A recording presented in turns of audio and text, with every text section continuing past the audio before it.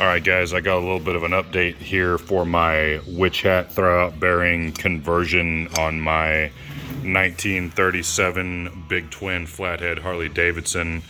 This bike originally, well, not originally, but someone previous to me put in one of the later model teeny tiny little throwout bearings. For reference, that's that big. What is that? About the size of a quarter, give or take. And there's the difference right there.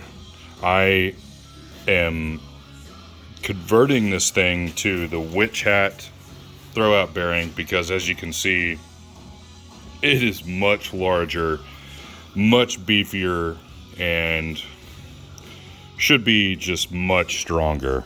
But as is often the case when you're dealing with replacement parts, especially for something as old as this bike is, stuff doesn't fit and work as you think it should and as it is intended to. So what I had to do was, and let me say, I started grinding on the kicker cover a little bit because I read on the internet that that was a thing you needed to do sometimes whenever you were trying to adapt the earlier style, stronger Witchhat throwout bearing into a bike. You know, any of the bikes that are this old by now, they have aftermarket replacement kicker covers, and the throwout bearing throwout bearings themselves are going to be aftermarket replacements. So none of this stuff exactly fits like it's intended to. So long story short, I started grinding on this originally, and I stumbled upon some videos by Keenan Tatro.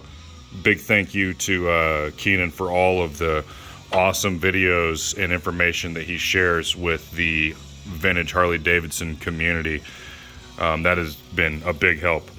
But anyways, I saw where he was going through the same thing and had to really grind the kicker cover, the clutch release finger, and the throwout bearing itself. And so that made me feel like that's probably what I needed to do, was grind a little bit more. So grind I did. And big shout out to my buddy Dale, who came through and let me borrow his awesome tools. There's a belt sander, pneumatic one here.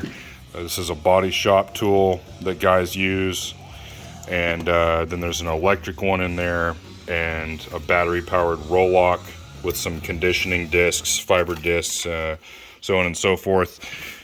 What I was trying to grind this out with previously was, you know, a Dremel with a grinding wheel or a cutoff wheel, and then also some of my regular die grinders, and just regular die grinders and roll lock grinders with various bits and burrs and stuff. And you can't really get to you can't really get to all the stuff in here like you should. So this belt sander just made short work of it.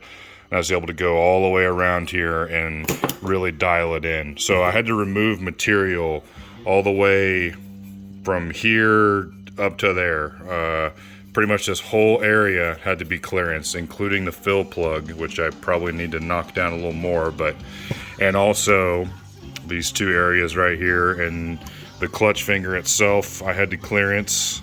And finally I had to clearance the release bearing, the throwout bearing itself, and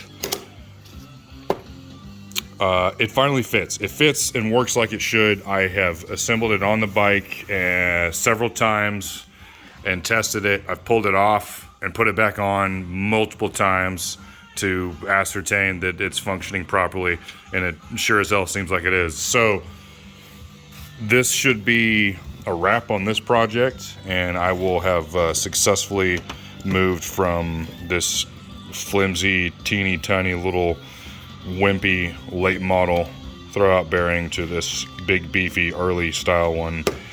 But I had to make it work, and make it work I did. So that's a wrap on that. Time for the next project.